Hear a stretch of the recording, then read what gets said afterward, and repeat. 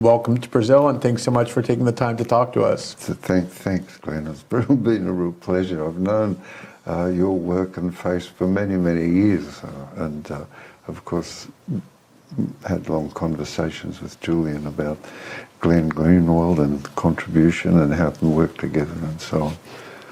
Yeah, that's very nice of you to say, and obviously I'm very supportive of the cause of having Julian's persecution stop, and that's one of the things on which we wanted to focus. So other than getting some time to see this beautiful country, what is it that you've been doing here? What will you do here with the rest of your time in support of Julian's cause? Well, principally we're following events of the film Ithaca, which is about the activism for Julian Assange worldwide. So we just do a Q&A and develop arguments that are suitable to the locality that you're showing the film in. So, for example, in the United States, we speak as in the strongest of terms about the defence of the Bill of Rights and the First Amendment. In Brazil, we speak equally firmly about the BRICS and the rising, well, the sunrise of the Latin American states. So the president of Brazil, the current president, Lula da Silva, has been a longtime defender of your son. He, going back to the earliest major leaks in 2010 when Lula was still president, praised those leaks as vital evidence of the war crimes of the United States and its allies around the world. He has been an outspoken defender in between the time he served as president then and ran for president successfully again now, and continues to depict Julian's prosecution as persecution, very strongly condemning the Biden administration, the British government, for keeping Julian locked up. Have you been able to have contact with his government, with officials in his government, either in Brasilia or around the country? And if so, what have you been able to hear from them? We met with the Minister for Foreign Affairs, who was very helpful and took half an hour for the meeting, and then engaged in photo opportunities, which he pumped out into the internet and to the news services through his facilities. So that was very good. But the principal thing is to generate support, so crystallise support within the population, because we understand that politicians and politics rest upon the will of the people, so to speak, particularly in the sense of votes. And Julian's, the affection for Julian in Latin America is profound. We also have President Obrador of Mexico as a very strong supporter. Together, those two men have moved the persecution of Julian up, and now it's become a diplomatic matter between nations. This is a story I've been covering for a long time. Obviously, I covered WikiLeaks almost from the very beginning, even before those leaks I just mentioned. It enabled me to develop a real sense of admiration for Julian and his work, and ultimately a friendship. So it's something I've been very interested in on numerous levels over these many years. And the thing that seems, to me at least, to be most significant in terms of what has changed is that your government and his, the Australian government, people forget Julian has never been a citizen of the United States, nor is he one now. He's a citizen of Australia. Finally is speaking out in defense of the rights of its citizen. The Australian Prime Minister, Anthony Albanese, several times has said things in pretty strong terms like, enough is enough, it's time for this to come to a conclusion. How sincere do you think those public objections are on the part of the Australian government, and how much do you think they're doing in reality to pressure their American allies to free Julian? Terrific question. Well, in the first place, the last election which elected Anthony Albanese and the Labor government, the left government, into power, we used the nomenclature that it was an Assange election. such as the support for Julian, it's around about 88% of the population in Australia want him returned home. So Anthony Albanese's job, to a certain extent, depends upon saying positive things about Julian. Now, we understand that in politics, words are actions. So when he says that he expects this thing to be brought to a conclusion and wishes so, we understand that that becomes a diplomatic matter for the relationship between the United States and Australia, to the extent that Carolyn Kennedy has had a meeting with a delegation of Australian parliamentarians, and at that meeting said that there's not really a diplomatic matter, except I'm here as the representative of the United States talking to you. It's a legal matter, but as I understand it, this is quoting, as I understand it, there's the maximum Julian can receive for computer intrusion is 60 months, and he has more or less served that time now.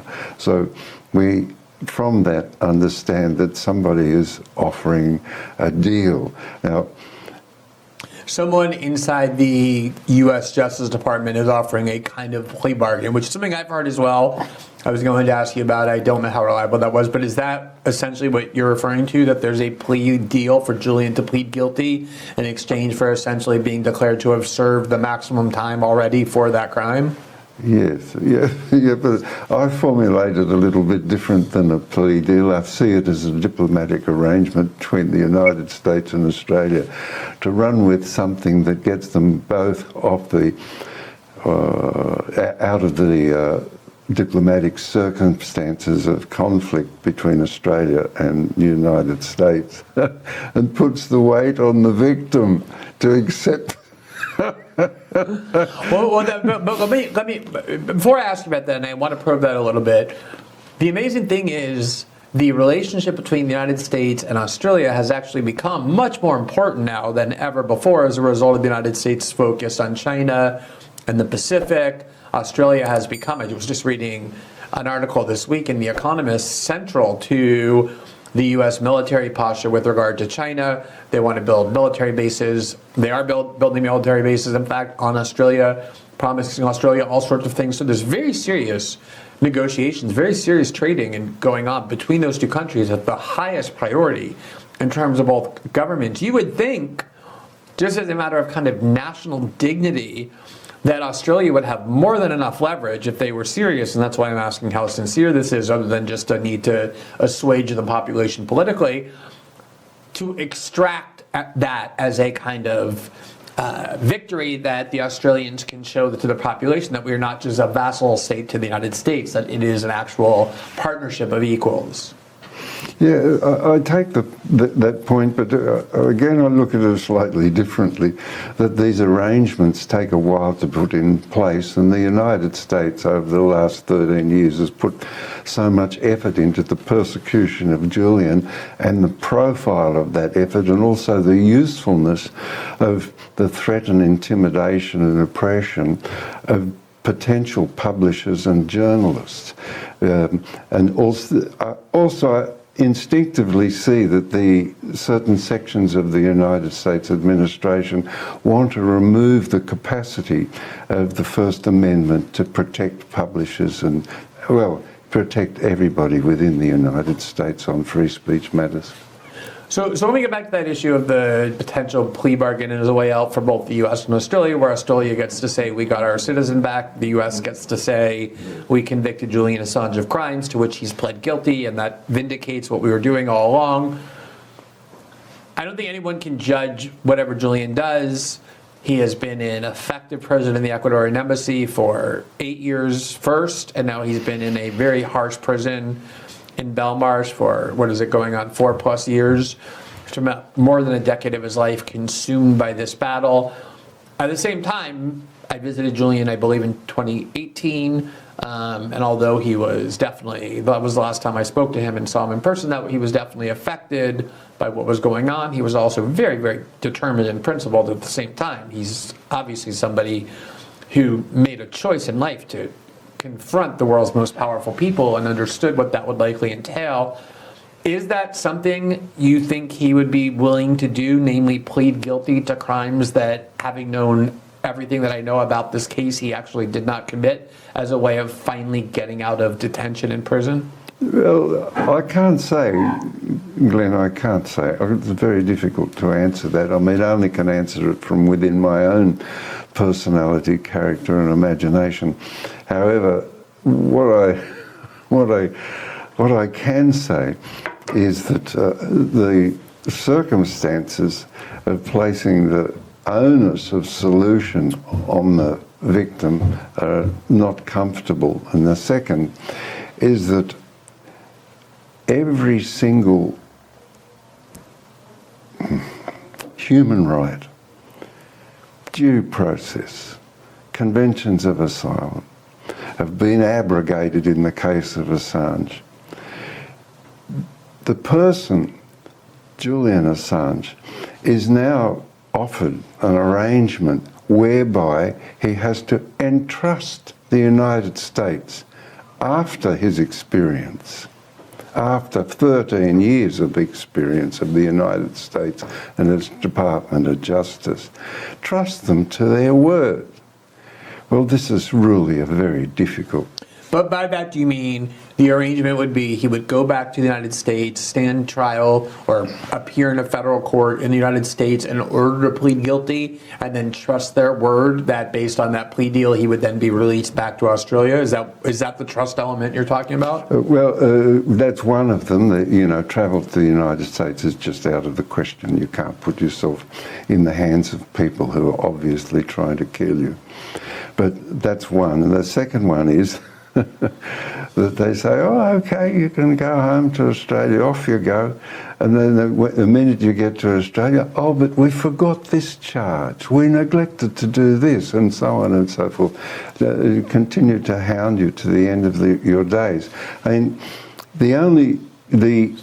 what Julian what I imagine, what is possible for Julian to utilise is that the support for a solution to this matter continues to grow, a diplomatic arrangement.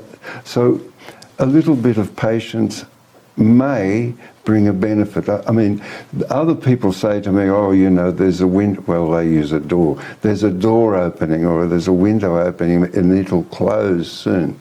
You have to make a decision and all this sort of stuff.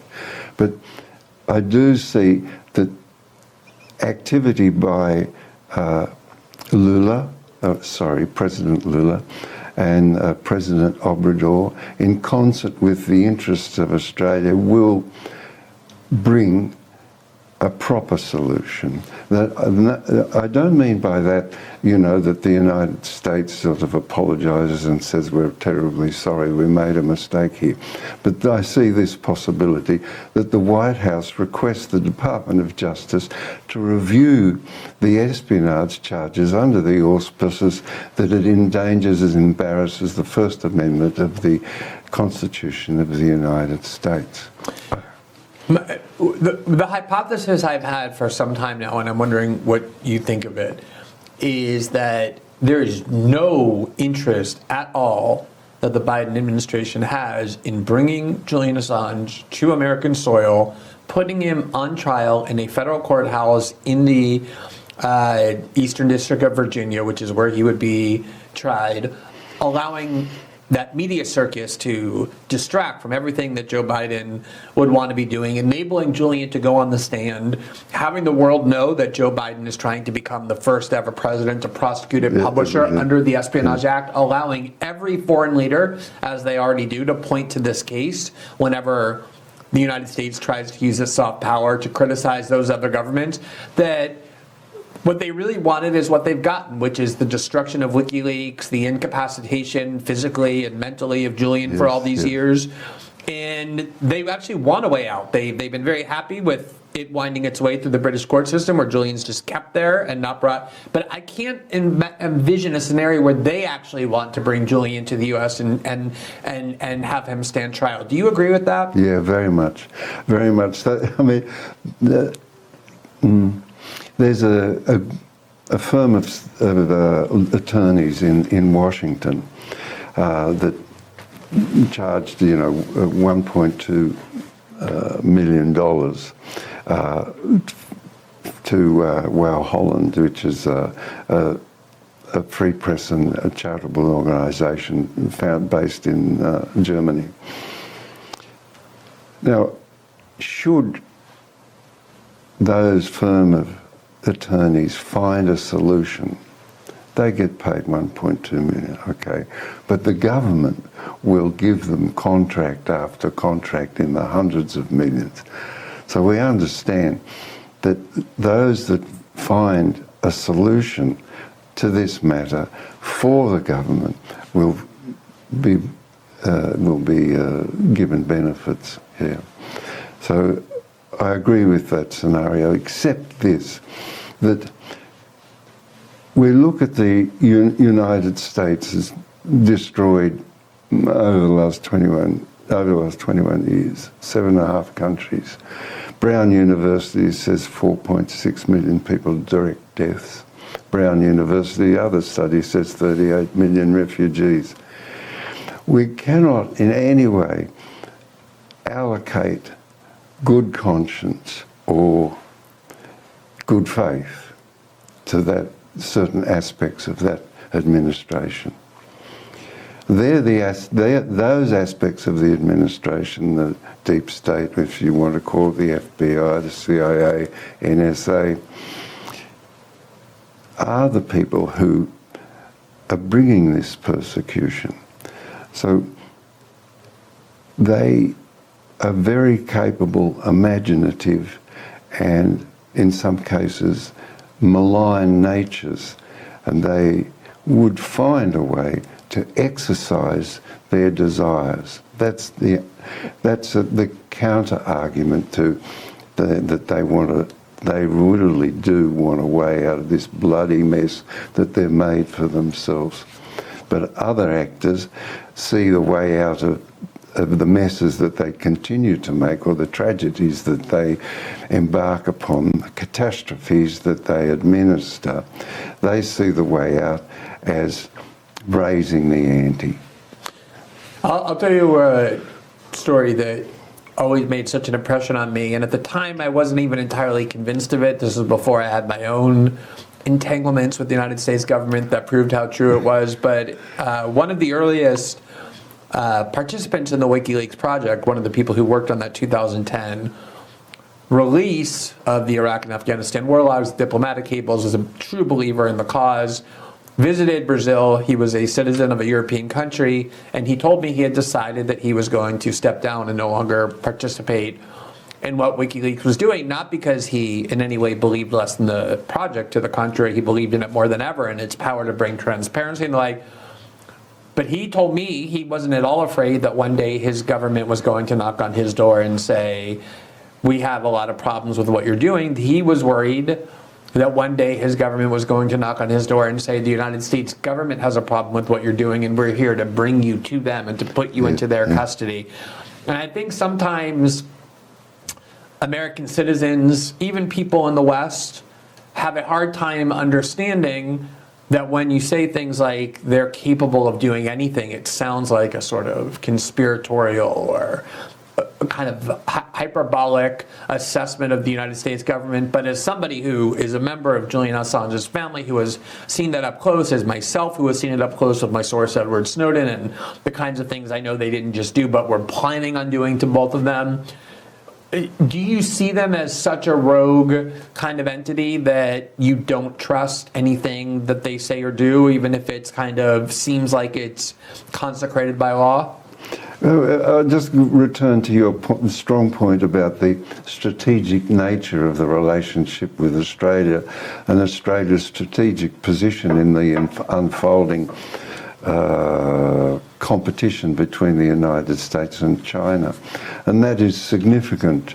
And that matter will bring the United States to certain, there's really good people in the United States, so I don't want to say that. The administration to the understanding that finding a way out of this to the satisfaction of the Australian populace and government is a good idea, because if we take just one example, all of the strategic lines of communication which service Indonesia, China, and India and Pakistan and Saudi Arabia, the Gulf, all of them travel across the Indian Ocean.